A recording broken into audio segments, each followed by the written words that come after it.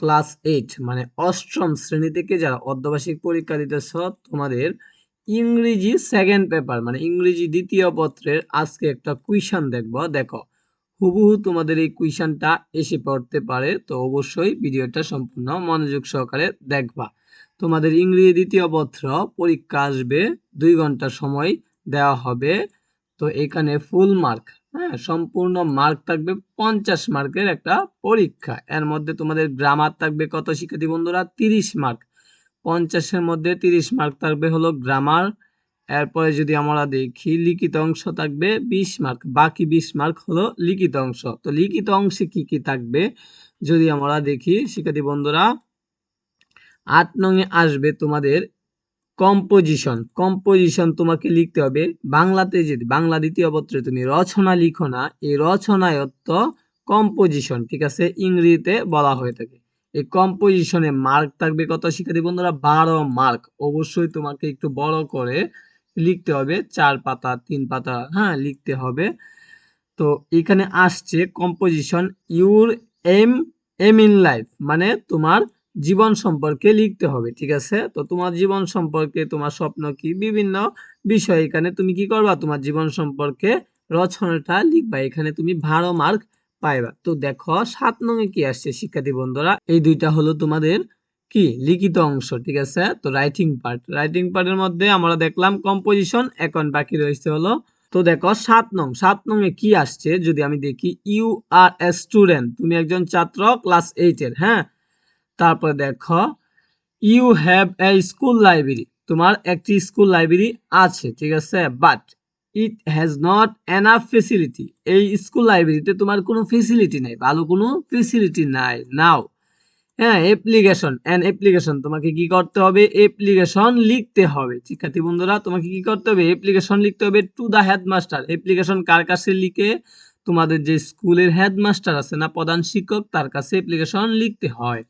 তারপর of your school for increasing common room facilities, তোমাদের যে কমন রুম আছে সেটা ফেসিলিটিস বৃদ্ধি করার জন্য হেডমাস্টারের কাছে কি করতে হবে, একটা অ্যাপ্লিকেশন লিখতে হবে। অ্যাপ্লিকেশনের মার্ক কত? 8 মার্ক। আর এখানে আমরা দেখলাম 12 মার্ক কম্পোজিশনে, তো দুইটা মিলে হলো 20 মার্ক। এই 20 মার্ক হলো লিখিত অংশ। অবশ্যই তোমরা এই লিখিত অংশ আনসার করে আসবা। 50-এর মধ্যে যদি তুমি লিখিত অংশটা ভালো করে আনসার করতে পারো, তো এইখানে 5 নাম্বার তোলা সম্ভব, ঠিক আছে। এরপরে দেখো শিক্ষার্থী বন্ধুরা, তোমাদের এখানে 6 নং এ কি আসছে, এটা অত্যন্ত সহজ, ঠিক আছে। 6 নং এ আসে প্রাঞ্চুয়েশন। তো প্রাঞ্চুয়েশন তুমি একটু প্র্যাকটিস করে যাবা তোমাদের বইয়ে যেগুলো আছে, তাহলে তুমি পারবা। দেখো এখানে এমটা বড় হাতের আছে, আমরা জানি প্রথম বাক্যের যে শুরু হয় অক্ষরটা বা শব্দটা সেটা হয় তোমার বড় হাতের, কিন্তু এখানে এমটা দিচ্ছে ছোট হাতের। তো আমাদেরকে কি করতে হবে, এমটা বড় হাতের দিতে হবে। মানে এখানে যে যে ভুলগুলো আছে না শিক্ষার্থী বন্ধুরা, সে ভুলগুলো আমাদেরকে ঠিক করতে হবে। এটাই হলো প্রাঞ্চুয়েশন, ঠিক আছে। যেখানে ফুল স্টপ দরকার সেখানে ফুল স্টপ দিতে হবে, যেখানে ক্ষমা দরকার সেখানে ক্ষমা দিতে হবে।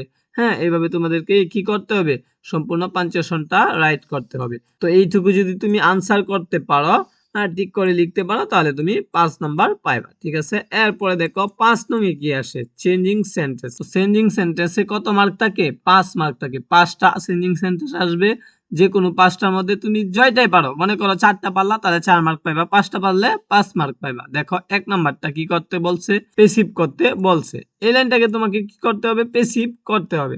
তারপরে দ্বিতীয় নাম্বারটাতে তোমাকে ইন্টারোগেটিভ করতে হবে, মানে হ্যাঁ নোবডি রেসপেক্ট হিম। তো এই লাইনটাকে তোমাকে কি করতে হবে, ইন্টারোগেটিভ করতে হবে, মানে প্রশ্নবোধক বাক্যে নিয়ে আসতে হবে, ঠিক আছে। এরপর একটা কি করতে হবে, সুপারলেটিভ করতে হবে, এরপর একটা অবজেক্টিভ করতে হবে, এরপর একটা এক্সক্লামেটরি করতে হবে। জাস্ট তুমি 5টা চেঞ্জিং সেন্টেন্স শিখে যাবা তাহলেই হবে, ঠিক আছে। এরপরে দেখো নিয়মগুলোও শিখে যাবা, ঠিক আছে। তো তোমাদের তো এখন নিয়ম শিখার তেমন সময় নাই, যেহেতু পরীক্ষা এসে পড়ছে।